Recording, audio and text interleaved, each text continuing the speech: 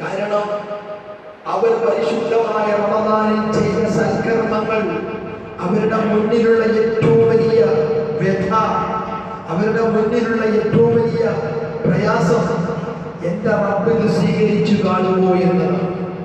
അതല്ല എന്റെ റബ്ബ് തള്ളിക്കളയുമോ? ഇത് ഓർത്തിട്ട് കരഞ്ഞു പോയവരാണ് മഹാരഥന്മാരെന്ന് ചരിത്രത്തിന്റെ ഗ്രന്ഥങ്ങൾ പരിശോധിക്കുമ്പോൾ നമുക്ക് ദർശിക്കാൻ സാധിക്കുന്നുവെങ്കിൽ നോമ്പെടുത്തെന്ന് വിചാരിച്ച് തറാവീഹ് നിസ്കരിച്ചെന്ന് വിചാരിച്ച് എന്റെ പ്രിയപ്പെട്ട വിശ്വാസികളെ നമുക്ക് ഞെളിയാൻ അവകാശമില്ല. മഹാനായ ആബിർ ബിൻ ഖൈസ് റളിയല്ലാഹു അൻഹുവിന്റെ സംഭവം നമ്മുടെ മുന്നിലില്ലേ. ഒരു ദിവസം 1000 റക്അത്ത് രാത്രിയിൽ നിന്ന് നിസ്കരിച്ച മഹാൻ, അല്ലാഹു കൊടുത്ത കറാമത്തിന്റെ മാർഗരറ്റ് പവർ കൊണ്ട് ഒരു ദിവസം അദ്ദേഹത്തെ കുറിച്ച് ചരിത്രം രേഖപ്പെടുത്തുന്നത് ഒരു ദിവസം രാത്രിയിൽ 1000 റക്അത്ത് വരെ നിന്ന് നിസ്കരിക്കുന്ന മഹാൻ. 20 റക്അത്ത് തറാവീഹ് നിസ്കരിക്കാൻ ഞാനും നിങ്ങളും പെട്ട പാട് പറഞ്ഞറിയിക്കേണ്ടതുണ്ടോ? എന്നാൽ അല്ലാഹുവിന്റെ റസൂലിന്റെ പ്രിയപ്പെട്ട സ്വഹാബിയായ ആബിർ ബിൻ ഖൈസ് റളിയല്ലാഹു തആല അൻഹു അവിടുന്ന് ഒരു രാത്രിയിൽ 1000 റക്അത്ത് വരെ നിന്ന് നിസ്കരിക്കുന്നു. എന്നിട്ട് പടച്ചവനോട് കരഞ്ഞുകൊണ്ട് ആഖിബത്ത് നന്നായി മരിക്കാൻ പ്രാർത്ഥിക്കുന്നു. അല്ലാഹുവിനോട് സ്വർഗ്ഗം ചോദിക്കുന്നു. ജഹന്നമിൽ നിന്ന് രക്ഷപ്പെടുത്താൻ റബ്ബിനോട് കാണുകയാണ് പറയുന്നു. അങ്ങനെയുള്ള ആബിർ ബിൻ ഖൈസ് മരണം ഹാജരായപ്പോ ആബിർ ബിൻ ഖൈസ് റളിയല്ലാഹു അൻഹുവിന്റെ കരച്ചിൽ കണ്ടിട്ട്, വാപ്പയുടെ കരച്ചിൽ കണ്ടിട്ട് മകൻ ചോദിക്കുകയാണ്, വാപ്പാ ഈ സമയത്ത് നിങ്ങൾ എന്തിനാണ് കരയുന്നത്? മരിക്കാനുള്ള പേടി കൊണ്ടാണോ? വാപ്പിച്ചി മരിക്കാനുള്ള പേടി കൊണ്ടാണോ? മരണമൗത്തിൽ കിടന്നുകൊണ്ട് ആബിർ ബിൻ ഖൈസ് കരയുമ്പോ ആബിർ ബിൻ ഖൈസ് റളിയല്ലാഹു അൻഹുവിന്റെ മകൻ ചെന്നിട്ട് ചോദിക്കുകയാ, വാപ്പിച്ചി നിങ്ങൾ കരയുന്നത് മരിക്കാനുള്ള പേടി കൊണ്ടാണോ? എന്നിട്ട് വാപ്പിച്ചിക്ക് സ്വന്തനത്തിന്റെ വാക്കുകൾ പറയുകയാ, വാപ്പിച്ചി നിങ്ങൾ മുത്തുനബിയുടെ സ്വഹാബിയല്ലേ? അല്ലാഹുവിന്റെ റസൂലിന്റെ കൂടെ നിങ്ങൾ ജമാഅത്തായിട്ട് 1000 കണക്കിന് റക്അത്ത് നിസ്കരിച്ചിട്ടില്ലേ? മദീന പള്ളിയിലെ പ്രാവ് പോലെ മുത്തുനബിയുടെ കൂടെ നിങ്ങൾ നടന്നവരല്ലേ? നിരവധി യുദ്ധത്തിൽ പങ്കെടുത്തിട്ടില്ലേ? നിങ്ങൾ ഖുർആൻ ഓതിയില്ലേ? മുത്തുനബിയുടെ കൂടെ ഹജ്ജ് ചെയ്യാൻ ഹജ്ജത്തുൽ വദാഇൽ അറഫയുടെ മരുഭൂമിയിൽ നിങ്ങളും ഉണ്ടായിരുന്നല്ലോ. നിങ്ങൾ ഒരു ദിവസം 1000 റക്അത്ത് വരെ ഉറങ്ങാതെ എന്റെ വാപ്പിച്ചി നിങ്ങൾ നിസ്കരിച്ചിട്ടുണ്ടല്ലോ. നിങ്ങൾ ഒരുപാട് സുഹൃതങ്ങൾ ചെയ്തിട്ടുണ്ടല്ലോ. പോരെങ്കിൽ മുത്തുനബി പറയുന്നത് ഞങ്ങൾ കേട്ടിട്ടുണ്ടല്ലോ. റസൂലുള്ളാഹി സ്വല്ലല്ലാഹു അലൈഹി വസല്ലം ബികദാ വകദാ, നിങ്ങൾക്ക് സ്വർഗ്ഗത്തിൽ അല്ലാഹു ഇന്നതൊക്കെ വാഗ്ദാനം ചെയ്തിട്ടുണ്ടെന്ന് പുന്നാര നബി പറഞ്ഞിട്ടില്ലേ? പിന്നെ എന്തിനാണ് നിങ്ങൾ കരയേണ്ടത്? എന്തിനു വേണ്ടിയാണ് കരയേണ്ടതെന്ന് വാപ്പയോട് ചോദിക്കുമ്പോ കണ്ണുനീര് തുടച്ചുകൊണ്ട് വാപ്പിച്ച് മെല്ലെ മെല്ലെ പറയുകയാ, മോനെ നീ പറഞ്ഞത് ശരി തന്നെയാണ്.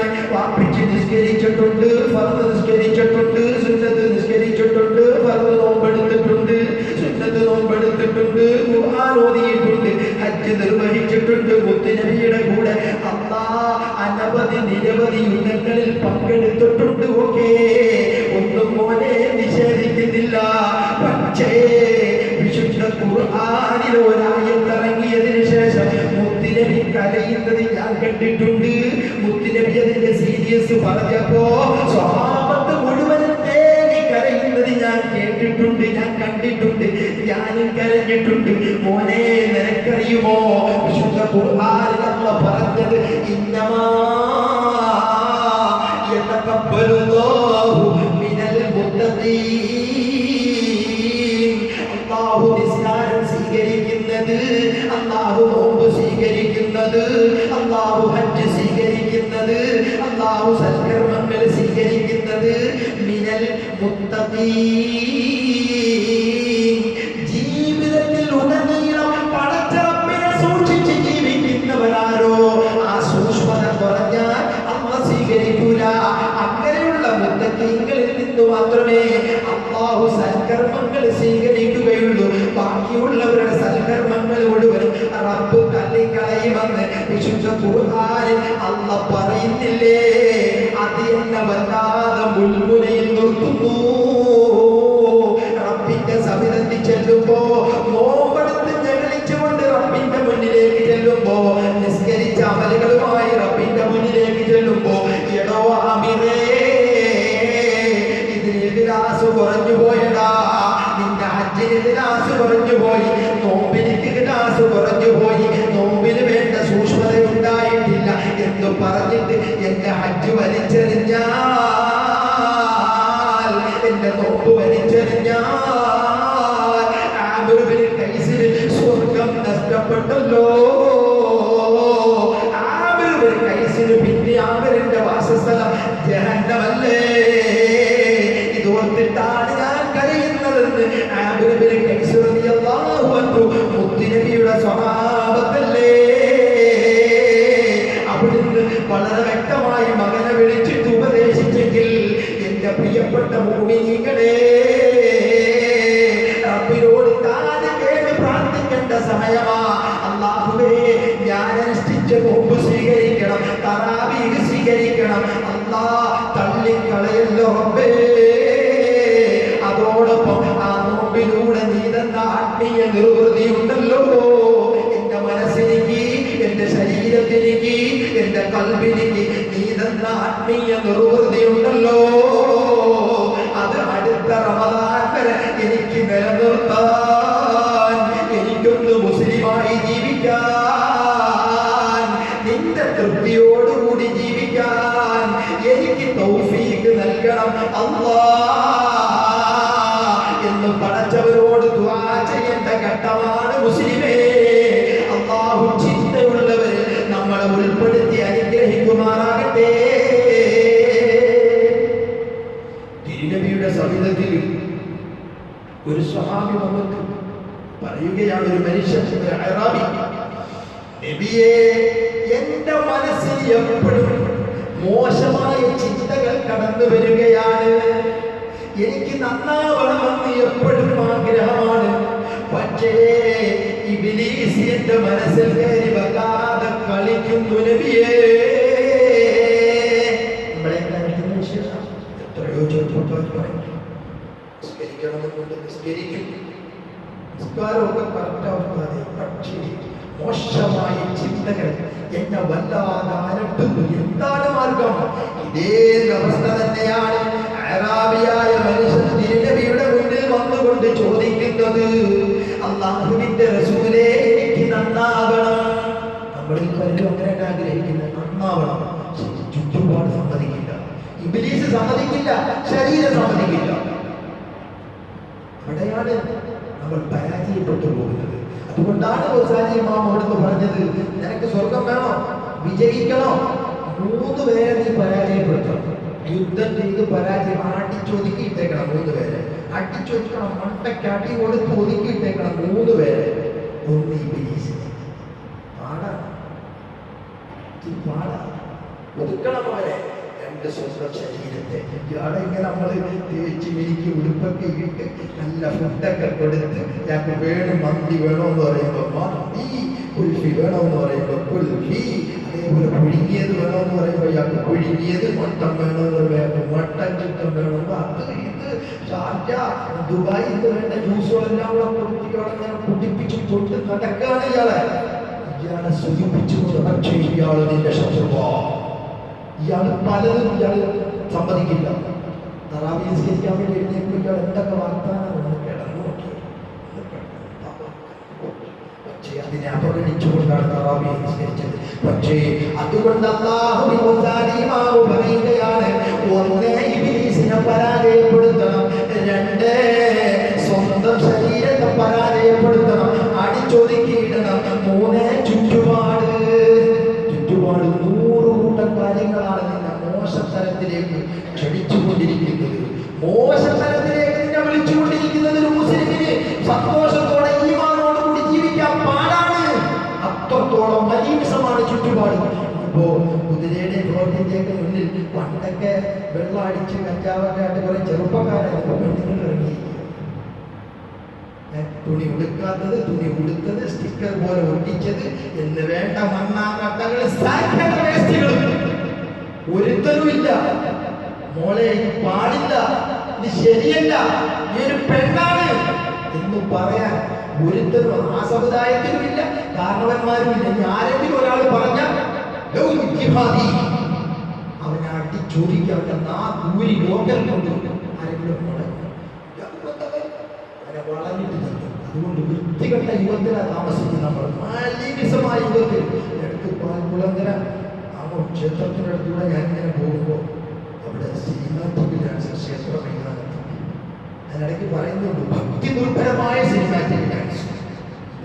ഭക്തി നിർഭരം, ദേവിയുടെ പ്രീതിക്ക് വേണ്ടി സിനിമാറ്റിക് ഡാൻസാണ്. അതോ ആ ബൈപ്പാസ് റോഡ് വരെ ബ്ലോക്ക്, അത്രയും ഏറ്റ അപകടം ഉണ്ടായിട്ടാണ്. മുൻപൊന്ന് ചെറുപ്പക്കാരികൾ ചുവടുകൊണ്ടാണ് പാട്ടി നിർത്തും സ്റ്റേജിൽ. ഇത് കാണോ ലക്ക് മറന്ന് പരിസരം അറിഞ്ഞിട്ട് റോഡിന്റെ നടുക്കൊക്കെ സ്കൂട്ടർ കൊണ്ടുവച്ചിട്ട് അതിന്റെ പുറത്ത് കയറി ഇങ്ങനെ നിൽക്കുകയാണ്. വൃത്തികെട്ട. അതുകൊണ്ടാണ് ഞാൻ പറഞ്ഞത്, നിനക്ക് വിജയിക്കണം, ചുറ്റുപാടിനെ പരാജയപ്പെടുത്തണം. ഇല്ലേ നിന്റെ കാര്യം പോക്കാം. നമ്മുടെയൊക്കെ നാട്ടിലെ ഉത്സവം കണ്ടിട്ട് നാട്ടിൽ പുറത്തൊക്കെ ചെറുപ്പക്കാരികളും കൊച്ചു പിള്ളേരും പെൺപിള്ളേരൊക്കെ ഇറങ്ങിയിരിക്കുകയാണ്. മയക്കുമരുന്ന്, കഞ്ചാവ് ബഹുഭൂരിപക്ഷം സമൂഹത്തെ വല്ലാതെ ബാധിച്ചിരിക്കുന്നു. അതുകൊണ്ട് രക്ഷപ്പെടണോ, ചുറ്റുപാടിനെ പരാജയപ്പെടുത്തണം. മഹാനായ ഹുജ്ജത്തുൽ ഇസ്ലാം അബൂ ഹാമിദ് അൽ ഗസ്സാലി റളിയല്ലാഹു തആല അൻഹു അവിടുന്ന് പ്രിയപ്പെട്ടവരെ നമുക്ക് പഠിപ്പിച്ചു തരികയാണ്. അപ്പൊ 3 പേരെ പരാജയപ്പെടുത്തണം. 1 ഇബ്ലീസ്, 2 ശരീരം, 3 ചുറ്റുപാട്. ഇവരെ 3 പേരെ പരാജയപ്പെടുത്താൻ നിനക്ക് സാധിക്കുമോ? നീ വിജയിക്കും. അതിന് നിനക്ക് ഏറ്റവും ഒരു ആയുധം കയ്യിൽ വേണം. നിനക്കൊരു ആയുധം കയ്യിൽ വേണം. അതാണ് മുത്തുനബി പറഞ്ഞു കൊടുത്തത്. മുത്തുനബിയുടെ മുന്നിൽ വന്ന് ചോദിച്ച അറാബിയോട്, നബിയെ എനിക്ക് നന്നാവണം, എനിക്ക് ഇബ്ലീസിനെ പരാജയപ്പെടുത്തണം, എനിക്ക് ഇബ്ലീസിനെ പരാജയപ്പെടുത്തണം, എനിക്ക് ശരീരത്തെ പരാജയപ്പെടുത്തണം, എനിക്ക് ചുറ്റുപാടിനെ പരാജയപ്പെടുത്തണം, ഞാനെന്ത് ചെയ്യും നബിയേ? അല്ലാഹുവിന്റെ റസൂൽ പറയുകയായി, എഴുതി വെച്ചോ മുസ്ലിമേ, പ്രവർത്തിച്ചോ. അല്ലാഹുവിന്റെ റസൂൽ പറയുന്നു, അലൈക ബിത്തിലാവത്തുൽ ഖുർആൻ, ഓരേ ഒരു ദിവസം ഒരല്പമെങ്കിലും നീ ഖുർആൻ ഓതാൻ ശ്രമിക്കണം. സുബഹി കഴിഞ്ഞ് അല്ലെങ്കിൽ മഗ്രിബ് കഴിഞ്ഞ് ഇങ്ങേറ്റം മുസ്ലിങ്ങളെ 5 മിനിറ്റെങ്കിലും ഒന്ന് ഖുർആൻ ഓതാൻ. ആ ഖുർആൻ എടുത്തൊന്ന് 5 മിനിറ്റെങ്കിലും ഓതിയിട്ട് ഒന്ന് നെഞ്ചോട് ചേർത്തൊന്ന് ഉമ്മ വെച്ച് ഒന്ന് ഉമ്മ വെക്കാൻ. എന്റെ ഹൃദയം വാരിയെല്ലുകൊണ്ട് മൂടപ്പെട്ട ഹൃദയം അവിടെ ഒന്ന് ചേർത്ത് വെച്ചിട്ട്, റബ്ബേ ഇതെന്റെ ഹൃദയത്തിന്റെ പ്രകാശമാക്കണം റബ്ബേ ഒന്ന് പറയാൻ മുസ്ലിമിന് തയ്യാറാകും. നിനക്ക് നന്നാവാൻ പറ്റില്ല, നിനക്ക് ഇവരെ കീഴ്പ്പെടുത്താൻ പറ്റില്ല. രണ്ടാമതായി അല്ലാഹുവിന്റെ റസൂൽ അറാബിക്ക് പറഞ്ഞു കൊടുത്തത്, അലൈക ബിസ്വലാത്തു അലാ റസൂലില്ലാഹ്, മോനെ നീ പ്രവാചക അല്ലാഹുവിന്റെ ഹബീബായ മുഹമ്മദ് റസൂലുള്ളാഹിക്ക് നീ സ്വലാത്ത് ചൊല്ലണേ. സ്വലാത്ത് വർദ്ധിപ്പിക്കണം. 1 ഖുർആൻ പാരായണം വർദ്ധിപ്പിക്കണം, 2 പുന്നാര നബിയുടെ സ്വലാത്ത് വർദ്ധിപ്പിക്കണം. സ്വലാത്ത് വർദ്ധിപ്പിച്ചാൽ ഇമാം പറയുന്നു, നിന്നെ ആർക്കും പിഴപ്പിക്കാൻ പറ്റില്ല. ഒരുത്തരും നിന്നെ പിഴപ്പിക്കാൻ പറ്റില്ല. ഒരു ഇബ്ലീസിന് പിഴപ്പിക്കാൻ പറ്റില്ല, ഒരു രാജ ശൈഖന്മാർക്കും പിഴപ്പിക്കാൻ പറ്റില്ല, കള്ളന്മാർക്കും പിഴപ്പിക്കാൻ പറ്റില്ല. ഇപ്പൊ ആത്മീയമായിട്ട് ഒരുപാട് ആളുകൾ ഇങ്ങനെ ചപ്പഞ്ഞു നടക്കും. ഇവരൊക്കെ ചിലരൊക്കെ അതിനകത്ത് വ്യാജന്മാരുണ്ട്. ഈ വ്യാജന്മാർക്ക് നിനക്ക് എന്ത് ചെയ്യാൻ പറ്റില്ല, നിന്നെ പിഴപ്പിക്കാൻ പറ്റില്ല. അല്ലാഹുവിന്റെ തിരുദൂതൻ മുഹമ്മദ് മുസ്തഫ സല്ലല്ലാഹു അലൈഹി വആലിഹി വഅസ്ഹാബിഹി വസല്ലം അവിടുന്ന് പഠിപ്പിച്ചു തരികയാണ്. അപ്പൊ 2 ഓപ്ഷനാണ്. പുന്നാര നബി അറാബിക്ക് പറഞ്ഞു കൊടുത്തതുകൊണ്ട് ഖുർആൻ പാരായണം മുസ്ലിങ്ങളെ ഓതാൻ തയ്യാറാവണം. ഒരു 5 മിനിറ്റെങ്കിലും. ഈ തിരക്ക് പിടിച്ച ജീവിതം സമ്മതി എനിക്ക് സുബഹി നിസ്കരിച്ചാൽ 5 മിനിറ്റ് ഓതാലോ, കഴിവിന്റെ പരമാവധി വീട്ടിലിരുന്ന് ഓതാം. വീട്ടിലൊരു ബർക്കത്തുണ്ടാവും, ആ വീട്ടിലൊരു ബർക്കത്തുണ്ടാവും. ആ വീട്ടിൽ പിന്നെ ശൈത്താൻ നിൽക്കില്ല, അവൻ അപ്പടി പമ്പടന്ന് പോകും. ഇല്ലെങ്കിൽ ആ ശൈത്താൻ ഇങ്ങനെ പെറ്റുപിരികി അവിടെ കുറേ ശൈത്താന്റെ കുഞ്ഞുങ്ങളുമായിട്ട് നമ്മളെ മക്കളെ ബാധിക്കും, ഭാര്യയെ ബാധിക്കും, നമ്മളെയും ബാധിക്കും. അവസാനം പിന്നെ ആ വീട്ടിൽ നിന്നും വഴക്കുമാക്കി അങ്ങോട്ടും ഇങ്ങോട്ടും മുഖത്തോട് മുഖം നോക്കി അടി. എത്രയോ ആളുകൾ പറയുന്നത് ഞാൻ എൻ്റെ പെണ്ണുപിള്ളയുടെ മുഖത്ത് നോക്കി എനിക്ക് ദേഷിക്കും. ചിലർ പറയുന്നത് ചില പെണ്ണുപിള്ള എനിക്ക് എൻ്റെ മച്ചാടെ മുഖത്ത് നോക്കി എനിക്ക് ദേഷിക്കും. കാര്യം എന്താ? ഞാനവിടെ ഇങ്ങനെ ചെയ്തു. അതുകൊണ്ട് അല്ലാഹു റസൂൽ പറഞ്ഞു, ഇന്നൽ ബൈത്തല്ലദീ യഫ്റു ശൈത്താൻ സൂറത്തുൽ ബഖറ. സൂറത്തുൽ ബഖറ ഏതെങ്കിലും ഒരു വീട്ടിൽ ഊതിയ ശൈത്താൻ അപ്പഴേ അവിടെ പറഞ്ഞു, അവിടെ നിൽക്കൂല, അപ്പഴേ പ്രത്യേകിച്ച് ഖുർആൻ ഓതുക, അവനോട് നിൽക്കൂല. അതേപോലെ തിരുനബിയുടെ സ്വലാത്ത് ചെല്ലിക്കുക. ദാരിദ്ര്യം ഉണ്ടാവില്ല, വിഷമങ്ങൾ ഉണ്ടാവില്ല, ടെൻഷൻ മാറും. കുഞ്ഞു മക്കളെ കൊണ്ടൊക്കെ സന്ധ്യാവുക സ്വലാത്ത് ഏൽപ്പിക്കണം വീട്ടിൽ. നിനക്ക് പട്ടിണി കൊണ്ടാൽ നിന്റെ പോക്കറ്റ് കാലിയാവില്ല. പിതാവാകുന്ന നിനക്ക് എവിടുന്നെങ്കിലും കാശ് കിട്ടിയിരിക്കും. ഹലാലായ രൂപത്തിൽ എങ്ങനെയെങ്കിലുമല്ല, ഹലാലായ രൂപത്തിൽ നിന്റെ കുഞ്ഞു മക്കൾ വീട്ടിൽ സ്വലാത്ത് ചെയ്യണം. അല്ലാതെ മൊബൈൽ വരയ്ക്കാൻ ചെയ്യുന്ന കുഞ്ഞുങ്ങൾക്ക് അവരിങ്ങനെ പ്രോത്സാഹിപ്പിക്കുകയല്ല. ചെല്ലുമ്പോഴും വാപ്പാടെ മൊബൈൽ നമ്മളെ അങ്ങനെയല്ല വേണ്ടത്. സ്വലാത്ത് ചെയ്യണം, കർക്കശ നിലപാടെടുക്കണം. ഇവിടെ സന്ധ്യയായ സ്വലാത്ത് ചെയ്തേ പറ്റും. അല്ലെങ്കിൽ ഇവിടെ ആർക്കും ചോറില്ല, ഇവിടെ ആർക്കും ഭക്ഷണമില്ല, നട്ടല്ലോടെ വാപ്പ പറയണം 2 ദിവസം സ്വലാത്ത് ചെയ്ത് ചോറും കൊടുക്കരുത്. കർക്കശായിരിക്കണം എന്ന് പ്രിയപ്പെട്ടവരില്ലെങ്കിൽ മക്കൾ നന്നാവില്ല. ഇതൊക്കെ വിഷയങ്ങളാണ്. അള്ളാഹു നമ്മളെയൊക്കെ അനുഗ്രഹിക്കുമാറാകട്ടെ. അള്ളാഹു ചിന്താശേഷിയുള്ളവർ നമ്മളെയൊക്കെ ഉൾപ്പെടുത്തി അനുഗ്രഹിക്കുമാറാകട്ടെ.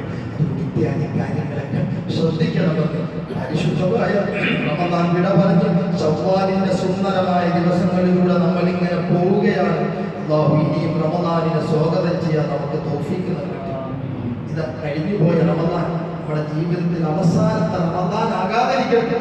ഇനിയും റമദാനിനെ ആരോഗ്യത്തോടെ സ്വാഗതം ചെയ്യുക. റമദാൻ കടന്നു വരുമ്പോൾ കിടന്നുപോയി, രോഗിയായിപ്പോയി, ആ റമദാൻ കൊണ്ട് നേട്ടമില്ല, ഇങ്ങനെ തോന്നേക്കണം. അല്ലാഹുവേ, റമദാൻ ആരോഗ്യത്തോടെ ആഫിയത്തോടെ സ്വാഗതം ചെയ്യാൻ കരുത്തും എനിക്ക് നീ തൗഫീഖ് നൽകണം. അല്ലാഹു അങ്ങനെ ആക്കി തരട്ടെ. പ്രിയപ്പെട്ടവരെ, അങ്ങനെ ദുആ ചെയ്യണം. അതുപോലെ നമ്മൾ റമദാനിൽ ചെയ്തവരെ കഞ്ഞിക്കും ഇഫ്താറിലും അതുപോലെ കാലത്തിലുമൊക്കെ കൈയയച്ച് സഹായിച്ച പ്രിയപ്പെട്ട മഹല്ല് നിവാസികൾ, അതേപോലെ വിവിധ രാവുകളിൽ ഭക്ഷണം കൊടുത്ത പ്രിയപ്പെട്ട മഹല്ല് നിവാസികൾ, അല്ലാഹുവേ, ആരൊക്കെ ഒരു കുറവും വരുന്നല്ല തമ്പുരാനെ, നീ ഏറ്റി കൊടുക്കണേ. അല്ലാഹ് പഠിച്ചവനെ, അവർ ചെലവഴിച്ച ഓരോ പൈസയ്ക്കും 2 ലോകത്തും നീ വലിയ പ്രതിഫലങ്ങൾ നൽകണേ തമ്പുരാനെ. അതിന്റെ ബറക്കത്ത് കൊണ്ട് എല്ലാ അപകട ദുരന്തങ്ങളെ തൊട്ട് ദുർമരണങ്ങളെ തൊട്ട് മുസീബത്ത് കാല മുസീബത്തുകളിൽ നിന്ന് റബ്ബേ അല്ലാഹുവേ നീ കാത്തുരക്ഷിക്കണേ തമ്പുരാനെ. ബിബറകത്തി സയ്യിദനാ മുഹമ്മദ് സ്വല്ലല്ലാഹു അലൈഹി വസല്ലം. പ്രിയപ്പെട്ടവരെ, മറ്റൊരു കാര്യം